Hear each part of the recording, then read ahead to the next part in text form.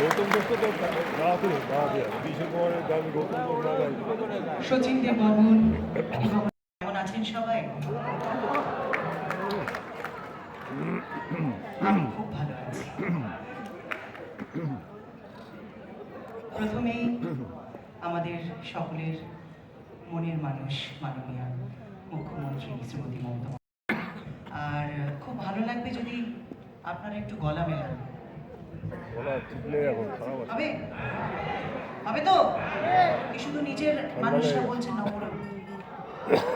আচ্ছা, হোক না?